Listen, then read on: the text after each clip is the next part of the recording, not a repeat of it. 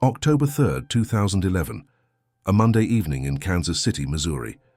By midnight, a 10-month-old child named Lisa Irwin would vanish from her crib, triggering one of the most debated missing person cases in modern American history. 3 years later, in Fargo, North Dakota, another child, 15-month-old Mika Carillo, would disappear into a trusted friend's apartment for 3 weeks. One case remains unsolved. The other ended in a courtroom where a father's words left even seasoned prosecutors speechless. These are two stories about the children the system failed to protect, the investigations that couldn't find all the answers, and the questions that still haunt everyone who tried to help. Before we go deeper, subscribe if you love true crime documentaries grounded in verified facts, and tell me in the comments where you're watching from. Now let's begin where both stories start, with families that looked ordinary from the outside. Deborah Bradley was 25 years old in the fall of 2011. She lived in a modest 2-story house on North Lister Avenue in Kansas City, a neighborhood where people knew each other as names and children played in front yards until the streetlights came on. Deborah was still legally married to Sean Bradley, a military serviceman, but they'd been separated for years. The reason they hadn't finalized the divorce was brutally simple: $300. That's what it cost to file the paperwork, and the family couldn't afford it. That single detail, $300, told you everything about their financial situation. It wasn't just tight, it was precarious. Deborah had a reputation among friends as someone who craved attention. Shirley Pfaff, who had been her closest friend for years, later described her as unpredictable. She could make a scene anywhere, Pfaff said. I couldn't bring other friends around her because she'd do something to pull focus. Deborah's social media presence reflected this tendency. Every outing, every drink, every moment of her life went online, documented in real time. On the afternoon of October 3rd, she posted several selfies holding a wine glass, smiling at the camera. To most observers, she seemed like a young mother trying to enjoy a rare moment of relaxation. To others, her priorities seemed misaligned. Jeremy Irwin, 29 years old, worked as an electrician. He had an 8-year-old son, Blake, from a previous relationship with Resen Orr.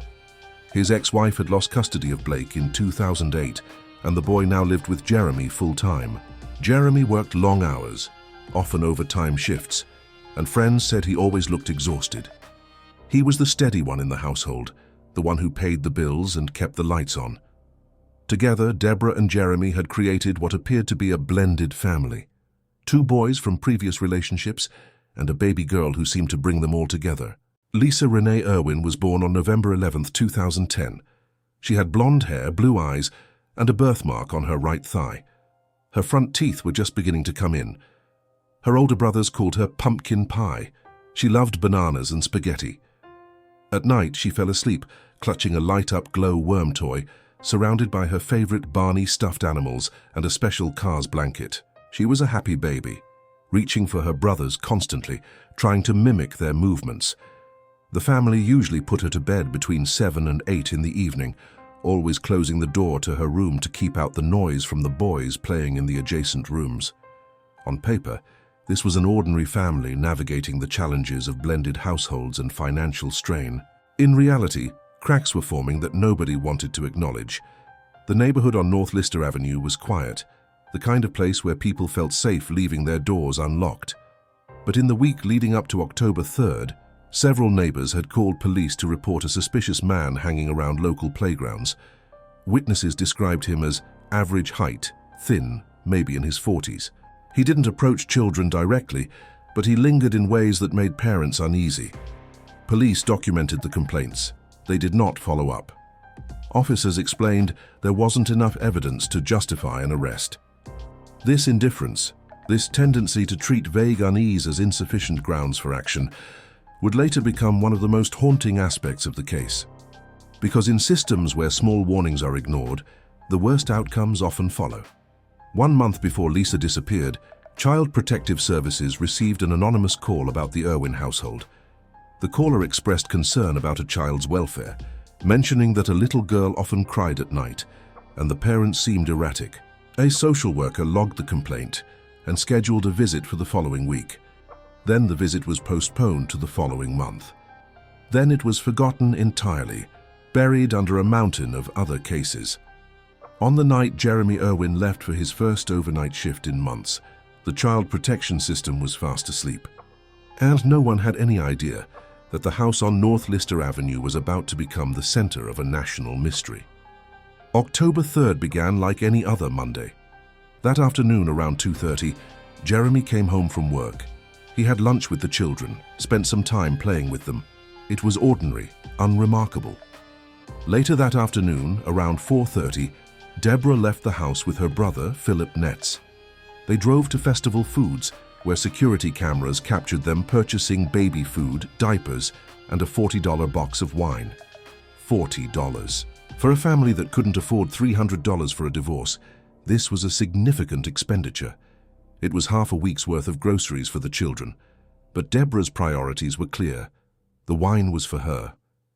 That evening, around 5:30, Jeremy left for his night shift at a Starbucks construction site. This was the first time in a long while that he'd worked overnight, leaving Deborah alone with the 3 children. Around 6:40, Deborah put Lisa in her crib. The baby was wearing purple shorts and a white t-shirt with kitten prints. She fell asleep clutching her blanket, surrounded by her stuffed animals. It was a routine moment, the kind that happens in every household with young children. But it would be the last time anyone could definitively say they saw Lisa Irwin alive. Around 6 in the evening, Deborah's neighbor, Samantha Brando, came over with her 4-year-old daughter. The children played together while the 2 women sat on the front porch. They smoked cigarettes, they talked, and they poured glass after glass of wine from the box Deborah had purchased earlier that day. Samantha later told investigators that the 2 of them finished the entire box, equivalent to 5 bottles of wine, over the course of 4 hours. Deborah admitted she had anywhere from 5 to 10 glasses. "Were you drinking that night?" an investigator asked her later. "Yes," Deborah said. "How much?" "Enough to be drunk." As the evening wore on, Deborah's memory became increasingly fragmented. She said she put Lisa in her crib at 6:40. She said she checked on her daughter later that night, but when pressed for details, she couldn't remember when. Sometimes she claimed it was around 10 o'clock. Other times she admitted she never looked in the room after 6:40. She couldn't recall if she turned off the lights. She couldn't recall if she locked the doors. She only remembered pieces. The taste of wine, the sound of Samantha's voice, the older son falling asleep in his room, the younger one crawling into her bed. Everything else sank into darkness. Samantha Brando left the house around 10:30. Deborah said she was going to bed. She couldn't remember actually going to sleep. She couldn't remember closing the bedroom door. She couldn't remember anything concrete after that point. The wine, the exhaustion, the late hour, it all blurred together. And in that blur, something terrible happened. But what exactly? That question would dominate the investigation for years to come. Around 4 in the morning, Jeremy Irwin returned home from his shift. He was exhausted, looking forward to a few hours of sleep before the day began again. But from the moment he stepped through the front door, he knew something was wrong. The door was unlocked. Deborah always locked it when he worked nights, especially when she was alone with the children. It was a rule they followed without exception. But that night, the door was open. Inside, lights were on throughout the house. Not just one lamp left burning, but multiple lights in the living room, the kitchen, the hallways. It looked like someone had left in a hurry. Jeremy was puzzled, but he didn't panic. Not yet. He walked through the house, trying to make sense of the scene. In the computer room, he noticed the window screen was damaged. It looked like someone had tried to pry it open, though there were no clear signs of forced entry. Just an unexplained disturbance. Jeremy checked on the children. The older son, Blake, was asleep in his room. The younger son was next to Deborah in the master bedroom. Deborah herself was lying in bed, barely conscious, somewhere between sleep and stupor. At the foot of the bed sat a stray cat. The family didn't own a cat. No one could explain how it had gotten into the house. It was a small detail, easily overlooked, but it added another layer of strangeness to an already confusing night. Only after checking the other children did Jeremy go to Lisa's room. The door, which they always kept closed, was open. The crib was empty. Lisa was gone. Jeremy didn't believe it at first. He checked the blanket, looked under the crib, searched the entire room. Then he ran through the house, calling her name. He woke Deborah. "Where's Lisa?" he shouted. But Deborah didn't have an answer. She was confused, disoriented, still half drunk from the night before. She didn't understand what he was asking. Panic set in immediately. They searched every room, every closet, every corner of the house. They went outside, calling Lisa's name into the darkness. But a 10-month-old baby can't respond to her name. She can't call back. She can't tell you where she is. They needed to call the police. But when they looked for their phones, they discovered another disturbing fact.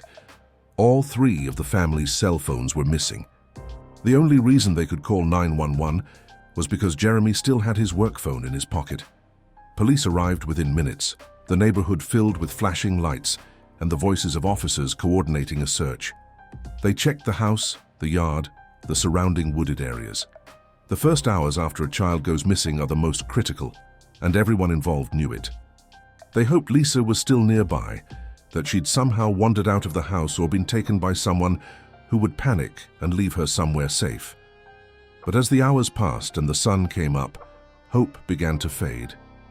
Investigators started piecing together the events of the previous night, and disturbing details began to emerge. First, there were the dogs. The Irwin family had a dog. So did several neighbors. Dogs bark at strangers. It's instinctive, but that night, multiple witnesses confirmed there had been no barking, no alarm from any of the animals. It was as if whoever entered the house was someone the dogs recognized, or someone who knew exactly how to keep them quiet. Then there was the phone call. When police examined the family's phone records, they discovered that at 11:57 the previous night, one of the missing cell phones had placed a call. It lasted 50 seconds. The recipient was a woman named Megan Wright. Wright told investigators she didn't answer the call, didn't recognize the number. But here's where the story takes a darker turn. Wright's neighbor at the time, a man who frequently visited her apartment, was someone with a criminal history. His street name was Jersey. His real name was John Tanko, and investigators already knew quite a bit about him. Jersey had 3 prior convictions for breaking into homes. He'd been arrested twice near daycare centers. Police knew he used methamphetamine. They knew his preferred method of entry was through windows. They knew he had a pattern of watching families with small children. And yet, despite all this information, despite the fact that his profile matched the suspicious man neighbors had reported in the week before Lisa's disappearance, no action had been taken. He was still free, still in the neighborhood, still a potential threat. Witness reports began to trickle in. One man riding his motorcycle home around 2:30 in the morning saw a stranger walking down the street carrying a child. The child was lightly dressed, almost naked, despite the cold October night. Another couple reported seeing the same man, average height, thin, maybe 40 years old, walking quickly through the neighborhood with a baby in his arms. A third witness claimed to have seen someone on gas station surveillance footage coming out of the woods near the Irwin house with an infant. Then came the fire. Around 2:30 that same morning, firefighters responded to a blaze in a dumpster not far from the Irwin home. When they extinguished the flames, they found burned children's clothing inside. By the time investigators could examine the contents, everything had been reduced to ash. No DNA could be recovered. No identification could be made. But the timing, the location, the nature of the evidence, it all pointed to something deeply sinister. The thought that those might have been Lisa's clothes was almost too horrific to consider. On October 19, 2011, police brought cadaver dogs to the Irwin house. These dogs are trained to detect the scent of human decomposition. One of the dogs alerted near the parent's bed, but there were no stains, no physical evidence, no traces of blood or tissue. Just a scent, just suspicion. And suspicion without evidence is not enough to prove anything, but it was enough to shift public perception. It was enough to make people wonder what had really happened in that house on the night of October 3rd. By this point, the case had become a national sensation. Television crews camped out on North Lister Avenue. Journalists paid neighbors for exclusive interviews. The media circus surrounding the Irwin family was relentless, and it overshadowed the actual search for Lisa. Everyone had a theory. Everyone had an opinion. But very few people were focused on finding the child. The spectacle had become more important than the substance. And then came the detail that made public opinion turn sharply against Deborah Bradley. 3 days after her daughter disappeared, Deborah went to a beauty salon. She got her nails done. She had her hair styled. While her 10-month-old child was missing. While search teams were combing wooded areas and checking abandoned buildings, Deborah was sitting in a salon chair getting a manicure. To some, this was evidence of guilt, proof that she wasn't a grieving mother but a calculating actor. To others, it was simply a trauma response, a way of clinging to normalcy in the midst of chaos. But either way, it didn't look good. Police focused their attention on Deborah. They questioned her for 8 to 10 hours a day, multiple days in a row. Her story kept changing. First, she said she last checked on Lisa at 10 o'clock. Then she admitted she never looked in the room after 6:40. First, she said she had 1 or 2 glasses of wine. Then she said maybe 5. Then maybe 10. Her memory was fragmented, her timeline inconsistent. And in interrogation videos that were later released to the public, viewers noticed something disturbing. Deborah occasionally laughed. Not nervous laughter, not the kind that comes from shock or discomfort, but genuine, inexplicable laughter while discussing her missing daughter. It was jarring, it was inappropriate, and it made people doubt her. Investigators offered Deborah a polygraph test. She agreed. Later, police announced that she had failed. Deborah cried. She said they were trying to pin the blame on her, that they weren't interested in finding Lisa, only in making an arrest. The public split into 2 camps. Some believed Deborah was a victim, a grieving mother being unfairly targeted by incompetent investigators. Others believed she was hiding something, that her inconsistent statements and strange behavior were evidence of guilt. The truth, as is often the case, was probably more complicated than either side wanted to admit. On October 8, 2011, police announced that the parents had stopped cooperating with the investigation. Deborah later explained, "I reached my breaking point. I told them I couldn't do this anymore. I needed a break." From that point forward, the Irwin family retained legal representation and limited their contact with law enforcement. This decision, while legally understandable, fueled further speculation. If they had nothing to hide, why stop talking? If they wanted to find their daughter, why refuse to help investigators? These questions lingered, unanswered, for years. No one was ever arrested. No charges were ever filed. The case remains open, but inactive. Witnesses gave conflicting accounts. Evidence pointed in multiple directions. Some investigators believed Lisa had been kidnapped, possibly for illegal adoption or human trafficking. Others believed the answer was closer to home, that something had happened inside the house that night and the parents had covered it up. But without physical evidence, without a body, without a confession, the case couldn't move forward. In January 2013, an online petition was started, demanding that Deborah Bradley and Jeremy Irwin be held accountable. The petition accused them of leaving Lisa unattended for nearly 12 hours, of mixing alcohol with antidepressant medication, of failing to protect their child. Deborah's former friends spoke out publicly. Shirley Pfaff, who had once been her closest confidant, told reporters, "When I saw her other side, I couldn't believe I had trusted her. I don't believe her version of events. I know she can turn on tears whenever she wants. She's a good con artist." But here's what haunts me most about this case. After the media frenzy died down, after the search teams went home, Jeremy and Deborah returned to the house on North Lister Avenue. They kept Lisa's room exactly as it had been. They bought clothes in her size, just in case she came home. They bought birthday presents and Christmas gifts. Deborah told reporters, "When she comes home, I want her to know we never stopped including her in our lives. It's either heartbreaking or deeply suspicious, depending on what you believe happened that night. More than a decade has passed since Lisa Irwin disappeared." In 2013, authorities in Greece discovered a blonde, blue-eyed girl living in a Roma camp. Parents around the world hoped she might be their missing child. DNA testing ruled out any connection to Lisa. In 2025, journalist Megyn Kelly produced a documentary series called Megyn Kelly Investigates, a 6-part podcast that included 3 years of new interviews, hidden camera footage of John Jersey Tanko, and previously unreleased evidence. Kelly claimed she uncovered significant new information, possibly even the truth. But as of now, the truth remains elusive. Who made that 11:57 phone call? Why didn't the dogs bark? How could someone carry a baby out of a house without waking anyone? Was Deborah really too intoxicated to notice? Did a stranger really enter through unlocked doors? Or did something happen inside that house, something the parents felt they needed to hide?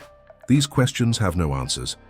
14 years later, Lisa Irwin would be a teenager, but instead she remains frozen in time, a 10-month-old baby with blonde hair and blue eyes, clutching a glowworm toy, smiling in photographs that her family still displays in their home.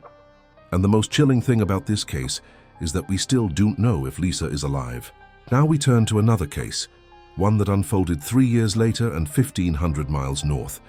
This story has an ending, but the ending raises questions just as difficult as those left unanswered in Lisa Irwin's disappearance.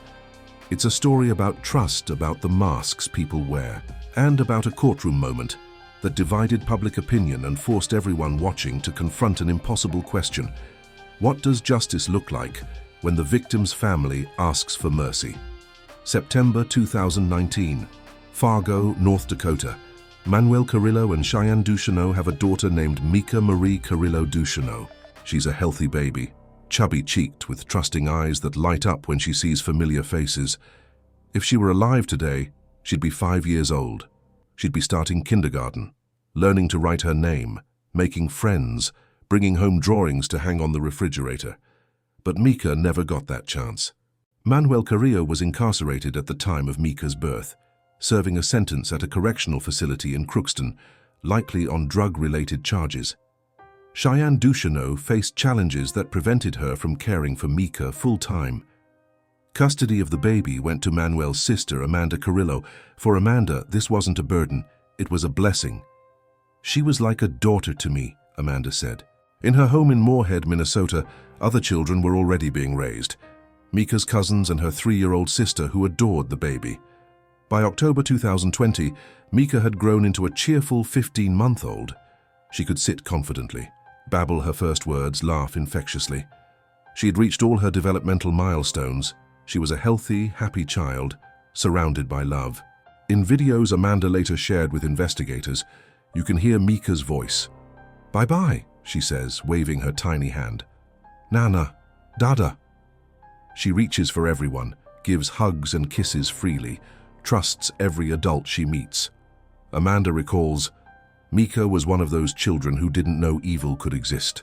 She reached out to everyone." That boundless trust would soon become the cause of her death. There was another important figure in the Carillo family's life, Brandy Linedelic, a 37-year-old Fargo resident. For over 5 years, she'd been Amanda's best friend. 5 years is a long time. It's longer than many marriages last. Brandy had been present at family holidays, had seen the children take their first steps, had helped during difficult times. Amanda trusted her completely. She'd left her children in Brandy's care countless times before, and nothing had ever gone wrong. Brandy knew each child's habits, their favorite games, their bedtime routines. She wasn't just a babysitter, she was family. On October 28, 2020, Brandy approached Amanda with a suggestion that seemed perfectly natural. "What if Mika stays with me for a few days? I'll give her a real Halloween." Amanda didn't hesitate. Brandy had helped with the children many times. Why would this time be any different? Amanda packed a bag for Mika, favorite toys, pajamas, everything a toddler might need for a few days away from home. Mika babbled happily, excited for the adventure. At 15 months, children don't understand separation. For Mika, this was just another fun trip to Aunt Brandy's house. Amanda kissed her niece goodbye and handed her over. None of them suspected that October 28, 2020 would be the last day Mika would be truly happy and safe. After Amanda handed Mika to Brandy, it should have been a routine weekend. The baby would stay a few days, enjoy Halloween, then come home. But when Amanda arrived to pick up her niece, Brandy had an excuse ready. "There's been a COVID case in my apartment," she said. "Mika needs to stay in quarantine. I don't want her to get sick, and I definitely don't want her bringing it back to your other kids." It sounded reasonable, responsible even. Amanda believed her.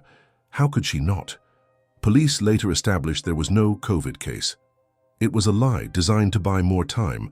Imagine 15-month-old Mika in those early November days. She probably still expected Aunt Amanda to come get her soon. She still reached out to Brandy for affection, waiting for games and hugs. She didn't understand yet that she'd fallen into the hands of someone who saw her not as a child, but as an object. The apartment at 231 17th Street South in Fargo became a place of systematic torture. What happened there over the next 3 weeks is almost impossible for a rational person to comprehend. Brandy Linadelic beat Mika with blunt objects repeatedly over multiple days. Imagine the body of a 15-month-old child covered with bruises and abrasions from head to toe. Little hands that had recently reached out for hugs now instinctively tried to protect her face from new blows. Mika cried. She screamed. She probably called for Aunt Amanda, but no one heard her. Neighbors later said they heard a child crying, but assumed it was ordinary tantrums. They didn't intervene. Brandy poured chemical substances on Mika's skin. Burns appeared on the baby's face, arms, legs, torso. The pain would have been unbearable. Mika writhed, cried, but the torture didn't stop. And then came the worst part, the part that's almost impossible to say out loud. Brandy subjected 15-month-old Mika to sexual abuse. A child who couldn't even walk yet became the victim of an adult's perverted fantasies. At 15 months, children don't understand what's happening to them, but they feel pain. Unbearable, tearing pain. Brandy forced Mika to drink alcohol. Imagine how the throat and stomach of a tiny child burned from liquor, how the small body tried to cope with poison being poured into it. By mid-November, Mika's condition was critical. Her body was one continuous wound. Bone fractures, internal bleeding, burns, traces of sexual violence. But Brandy continued. Mika no longer cried loudly. She simply had no strength left. Just quiet sobs, labored breathing, the glazed look of a child who no longer believes help will come. On November 19th, Mika was dying. Brandy understood the child was in critical condition, but she didn't stop. That day, she decided to bathe Mika, perhaps to clean away evidence, perhaps as one final act of torment. On November 20th, 2020, around 10 in the evening, Brandy placed the dying child in a bathtub filled with water. Then she left her there. For 2 hours, Mika was so weak she couldn't keep her head above water. When Brandy finally returned, Mika was submerged, not breathing, her skin blue. Only then did the woman panic. She pulled Mika from the tub and began hitting her in the face, pinching her, trying to revive her. "Wake up!" she screamed at the lifeless body. Mika coughed once. That was her last conscious sound. After that, she lost consciousness and never woke again. At 10:44 that night, Brandy finally called for an ambulance, but it was far too late. Mika had been clinically dead for at least 2 minutes. Her brain was irreversibly damaged from lack of oxygen. When paramedics arrived and saw Mika's body, they immediately understood this wasn't an accident. This was systematic torture. The baby's entire body was covered with injuries of different ages, fresh wounds next to those already healing, indicating prolonged abuse. Amanda rushed to the hospital and encountered a scene she later described as something out of a horror film. The room was filled with forensic experts, paper bags for collecting evidence, rulers for measuring wounds, cameras for documenting the crime. And in the center of it all lay tiny Mika, connected to machines that were the only thing keeping her body alive. Brandy was still trying to lie. "She just got sick, Amanda. She's just sick." But the doctors already knew the truth. Mika wasn't sick. She'd been systematically tortured for 3 weeks. On November 24, 2020, at 8:08 in the morning, the family made the most terrible decision of their lives. The life support machines were turned off. Mika finally found peace. She was only 15 months old. She lived in this world for 456 days. The last 23 were hell. After Mika's death, an investigation began. The medical examiner's conclusion was unambiguous. Multiple injuries from blunt force trauma, homicide. But when investigators received the full autopsy report, they made an unprecedented decision. They strongly recommended that the family not read it. "This will change you forever," the lead detective told Amanda. Assistant District Attorney Ryan Youngren who had prosecuted hundreds of child abuse cases, refused to read the details aloud in open court. "Usually when I say injuries from head to toe, it's metaphorical," he stated, "but not in this case." Even Mika's grandmother, Mika Carillo, wrote in a letter to the court, "We were told not to read the autopsy report out of fear it would change us as people." On January 14th, 2021, almost 2 months after Mika's death, Brandi Linedelic was arrested and charged with murder and child abuse. Bail was set at $1 million. For 2 months, while Mika's family buried the baby and tried to comprehend what had happened, the woman who killed her walked freely through the streets of Fargo. In her jail cell, Brandi finally confessed to some of what she'd done. But her version of events was stunningly cynical. She claimed she'd left Mika in the bathtub accidentally. She said she didn't mean to cause harm. Let that sink in.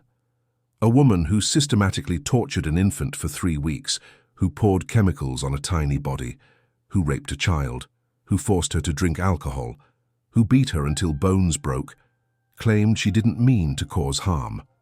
Her attorney, Stephen Mottinger, tried to justify his client's actions by citing mental health issues. "She couldn't cope with the situation," he said. "She made a tragic mistake." A tragic mistake. That's what he called 3 weeks of sadistic torture. On September 7th, 2021, the day before the trial was scheduled to begin, Brandi changed her plea from not guilty to guilty on both charges: murder and child abuse. The maximum sentence for these crimes was life imprisonment without the possibility of parole. On December 6th, 2021, the sentencing hearing took place. Cass County State's Attorney Ryan Youngren presented evidence so disturbing, he declined to recount the details in open court. Everyone in the courtroom was crying: the judge, the jury, the lawyers, the journalists. Mika Carillo read her victim impact statement. "I don't understand how you could take the life of an innocent child," she said. "What could she have done that was so bad it made you hurt her? I feel pain every time I walk through my door because something's missing. I feel pain every time I hear my kids laugh because one laugh is missing." But the most unexpected moment came when Manuel Carrillo, Mika's father, who had been imprisoned during his daughter's murder, who was allowed to attend her funeral only in handcuffs for a few hours, stood up to speak.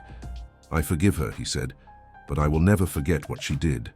A life sentence won't bring back my daughter. Her life still means something. Her life is still worth saving." The courtroom fell silent. Even Judge Stephen Marquardt couldn't hold back tears. Prosecutor Ryan Youngren later said, "In most similar cases, families demand maximum punishment. This was the first case in my practice where the victim's father asked for mercy." Taking into account the father's plea, the court sentenced Brandi Linedelic to 30 years in prison with eligibility for parole after 25 years. 30 years for 3 weeks of torture. 30 years for hundreds of blows to an infant's body. 30 years for chemical burns, sexual abuse, forced alcohol consumption, and ultimately murder. In 2046, when Brandi turns 63, she can apply for early release. Mika would have been 27 by then. She could have finished college, started a career, had a family, but she won't, and her killer will still be alive. When Brandi was given a chance to speak before sentencing, she stood and said, "I didn't want this to happen. I'm just sorry." That was all. No explanation, no acknowledgement of specific acts, no genuine remorse, just sorry. Mika Carillo later told reporters, "I apologize to Mika every day. I couldn't protect her. Nobody thought Brandi would do something like this. It came out of nowhere. The family is still struggling with trauma. Mika's 3-year-old sister asks when Mika will wake up and play with her again. How do you explain that to a 3-year-old? If Mika were alive today, she'd be 5 years old. She'd be laughing, playing, running through Amanda's house with her cousins. But her voice was silenced forever. Amanda created a GoFundMe page called Justice for Mika and held a private memorial service on February 6, 2021. The family continues to honor her memory, buying gifts on what would have been her birthdays, talking to her as if she's still with them. It's heartbreaking, and it raises the question that haunts everyone who followed this case. Was 30 years enough? Both of these cases, Lisa Irwin and Mika Carillo, expose the same fundamental failure. The systems designed to protect children didn't work. In Lisa's case, Child Protective Services received a warning and forgot about it.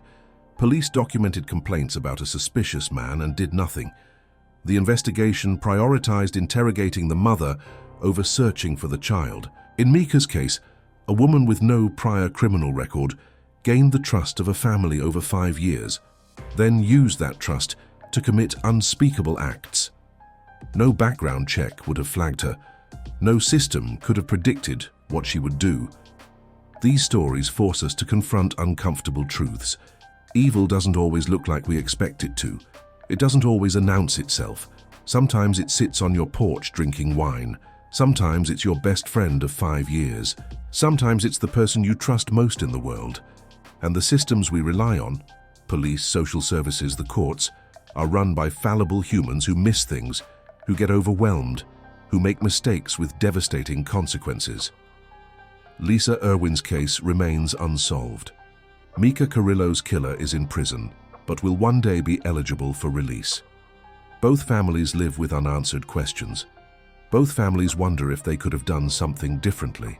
And both cases remind us that the smallest and most vulnerable among us depend entirely on adults to keep them safe. When we fail, the consequences are irreversible. In 2025, journalist Megyn Kelly released a documentary series investigating the Lisa Irwin case, including new interviews and footage of John Jersey Tanko.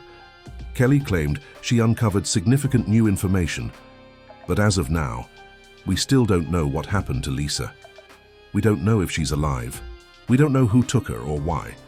The house on North Lister Avenue looks normal now, occupied by a new family, but locals remember the nights of searching, the desperate cries, the fear that settled over the neighborhood. Amanda Carillo still lives in Moorhead, Minnesota.